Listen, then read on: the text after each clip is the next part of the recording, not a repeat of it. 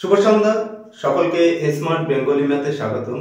Smart Bengali ম্যাথে আজ আমরা আলোচনা করব ষষ্ঠ শ্রেণীর নতুন একটি অধ্যায় 1.5 জ্যামিতিক পরিমাপ।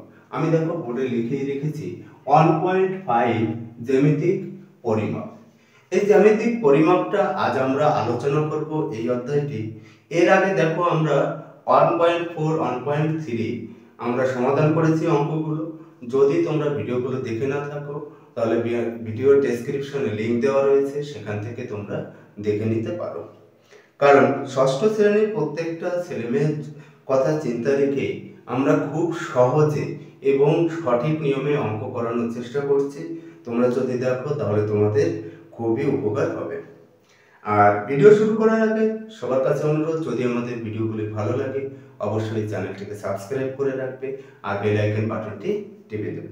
চলো তাহলে আমরা ভিডিও শুরু করি। দেখো এখানে যে অধ্যায়টি দেওয়া রয়েছে 1.5 জ্যামিতিক অধ্যায় দেওয়া রয়েছে। এই জ্যামিতিক অধ্যায় আলোচনার আগে আমাদের প্রথমে জানতে হবে জ্যামিতিক কি। দেখো আমরা যদি জ্যামিতিক দেখি, জ্যামিতিক কি রয়েছে দেখো, যে ত্রিভুজ আমরা পাই। এই অধ্যায়ে আমরা প্রধানত আলোচনা করব ত্রিভুজ নিয়ে। ত্রিভুজের কয়টি বাহু থাকে? তিনটি বাহু থাকে। তাহলে তিনটি বাহু দ্বারা অঙ্কিত সমান্তরাল চিত্রকে ত্রিভুজ বলা হয়। তাহলে ত্রিভুজ কাকে বলে আমরা জানলাম, ত্রিভুজ।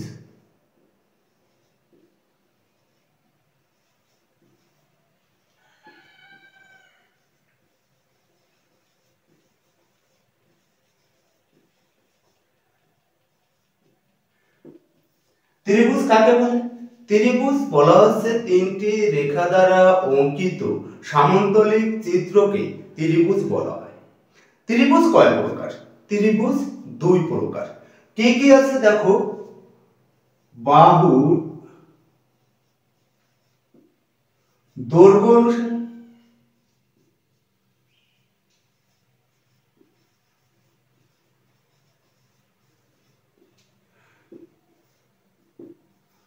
কোণের মান অনুসারে।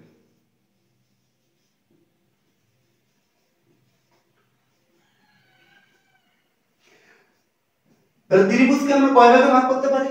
দুটি ভাগে ভাগ করতে পারি। এক হচ্ছে বাহুর দৈর্ঘ্য অনুসারে, আর হচ্ছে কোণের মান অনুসারে।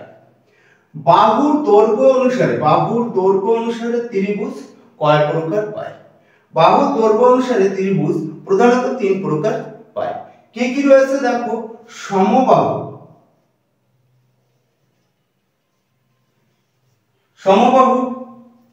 সমদ্বিবাহু,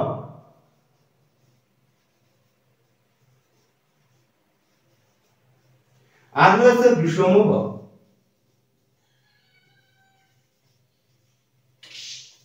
তাহলে দেখো বাহু দৈর্ঘ্য অনুসারে ত্রিভুজ কয় প্রকার পেলাম? তিন প্রকার। কি কি পেয়েছি? সমবাহু ত্রিভুজ, সমদ্বিবাহু ত্রিভুজ, বিষমবাহু ত্রিভুজ।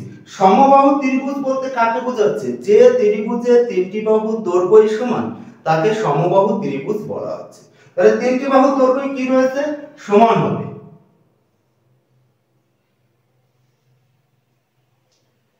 তাহলে তিনটি বাহুর দৈর্ঘ্য কি রয়েছে? সমান হচ্ছে, তাকে কি বলা হচ্ছে? সমবাহু ত্রিভুজ। সমদ্বিবাহু ত্রিভুজ কাকে বলে?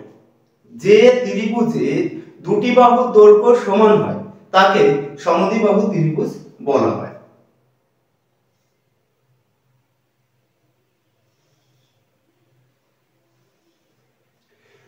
তাহলে ত্রিভুজের কি রয়েছে?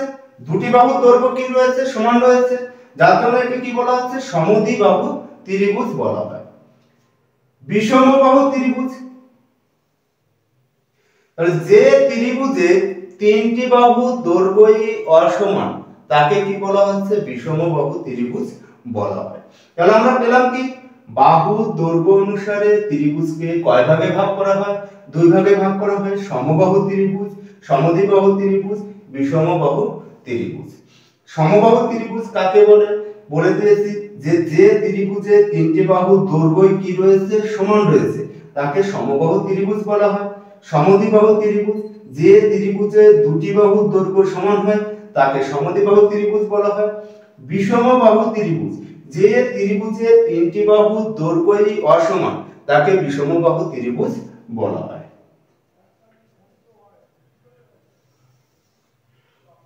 কোণের মান অনুসারেও ত্রিভুজ প্রধানত তিন প্রকার। তাহলে কোণের মান অনুসারেও ত্রিভুজ প্রধানত কয় প্রকার রয়েছে?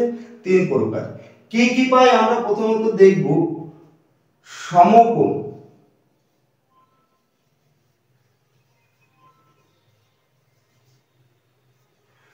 সমকোণী ত্রিভুজ। তার মানে কি রয়েছে? সমকোণ ত্রিভুজ। তারপরে কি রয়েছে? সূক্ষ্মকোণী ত্রিভুজ, স্থূলকোণী ত্রিভুজ রয়েছে। দেখো তোমাদের বইয়ে পেজ নম্বর হচ্ছে 38 নম্বর পেজ। এই 38 নম্বর পেজ যদি তোমরা খোলো তাহলে দেখবে ত্রিভুজের কিছু ছবি দেওয়া রয়েছে। এখান থেকে কিন্তু ত্রিভুজের বিষয়ে তোমরা ছবিগুলো পেয়ে যাবে। তাহলে আমরা প্রথমে পেলাম কি? সমকোণী ত্রিভুজ। তারপরে কি রয়েছে? স্থূলকোণী ত্রিভুজ।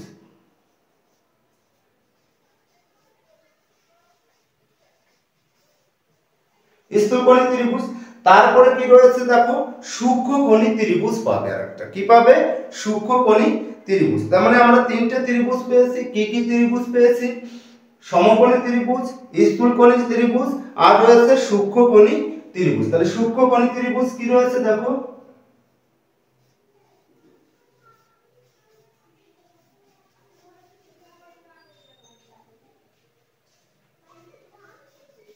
সূক্ষ্মকোণী ত্রিভুজ,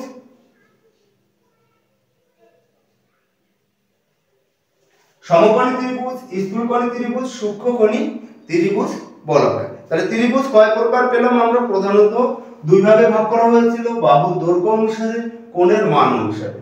বাহুর দৈর্ঘ্য অনুসারে ত্রিভুজকে কয় ভাগে ভাগ করা যাচ্ছে? তিন ভাগে। সমবাহু ত্রিভুজ, সমদ্বিবাহু ত্রিভুজ, বিষমবাহু ত্রিভুজ, সমকোণী ত্রিভুজ, স্থূলকোণী ত্রিভুজ, সূক্ষ্মকোণী ত্রিভুজ। সমকোণী ত্রিভুজ কাকে বলে?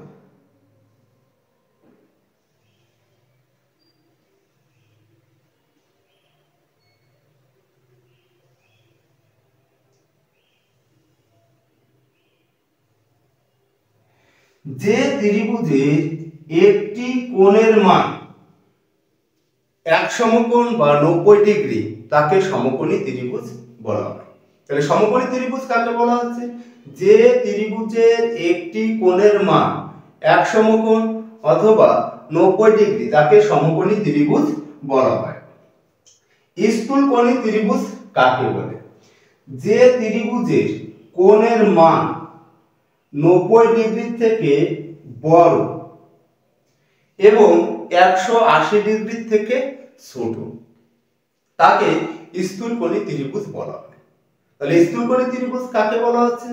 যে ত্রিভুজের একটি কোণের মান 90 ডিগ্রি থেকে বড়, 180 ডিগ্রি থেকে ছোট তাকে স্থূলকোণী ত্রিভুজ বলা হয়।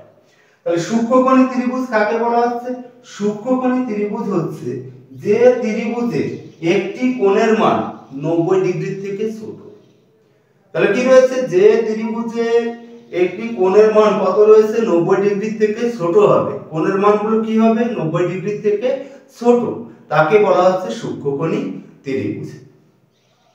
তাহলে এই ছিল জ্যামিতিক পরিমাপের অধ্যায়, বিশেষ করে ত্রিভুজ নিয়ে এখানে আলোচনা করা হলো। যদি আমাদের ভিডিওটি ভালো লাগে চ্যানেলটিকে সাবস্ক্রাইব করে রাখবে আর বেল আইকন বাটনটি টিপে দেবে। আজ এই পর্যন্তই, দেখা হচ্ছে পরের ভিডিওতে। তত সময় সুস্থ থাকবে, ভালো থাকবে।